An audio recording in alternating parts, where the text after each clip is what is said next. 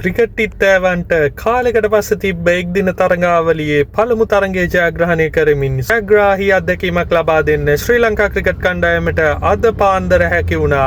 ඒ අනුව කොදෙව්වනුත් ශ්‍රී ලංකාවත් අතර පළවෙනි එක් දින තරගය ලකුණු 41කින් ජයග්‍රහණය කිරීමට ශ්‍රී ලංකා කණ්ඩායම සමත් වුණා.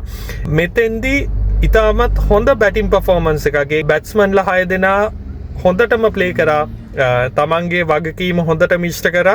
හැබැයි පොඩි දෙයක් තියෙනවා. මොකද පන්දුවාර 40යි 50යි අතර ඇතුළත ශ්‍රී ලංකා කණ්ඩායමේ පන්දු යැවීමත් පන්දුවට පහර දීමත් අඩුපාඩුවක් දැක්කා. ලංකාවට ලකුණු 340 විතර සීමාවට යන්න තිබ්බා. පැතුම් නිස්සංකත් කුසල් මෙන්ඩිසුත් ගත්ත හොඳ පාර්ට්නර්ෂිප් එකේ උදව්වෙන්. හැබැයි ඒක කරගන්න බැරි වුණා. හැබැයි තරගේ ජයග්‍රහණය කරපු නිසා ප්‍රශ්නයක් නැහැ. හැබැයි මීට වඩා හොඳ කණ්ඩායම් එක්ක ක්‍රීඩා කරද්දී අනිවාර්යයෙන්ම පන්දුවාර 40ත් 50ත් අතර අවසන් පන්දුවාර 10 හොඳ බැටිං දෙකක් මේන්ටේන් කරගන්න අනිවාර්යයෙන්ම ලංකාවේ කණ්ඩායමට සිද්ධ වෙනවා. ඒ වගේම තමයි පන්දු යැවීමේදීත් ඕවර් 40 වෙද්දී ලකුණු 218ක් වෙද්දී කඩුළු 8ක් දැවි ගිහිල්ලා තිබ්බ කොදෙව් කණ්ඩායමේ. හැබැයි අවසන් කඩුළු ඇටැක් කරලා දවා ගන්න ශ්‍රී ලංකා කණ්ඩායමේ පන්දු යවන්නන්ට ලොකු අභියෝගයක් බවට පත් වුණා.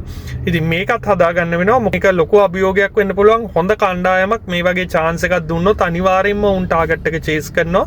ඉතින් ආරම්භය සුබයි, ගමන සුබයි. අපි ප්‍රාර්ථනා කරමු ජයග්‍රාහී එක් දින තරඟාවලියක් වෙන්න කියලා මේක. ඉතින් අපේ සිංහයන්ට සුබ පතමු.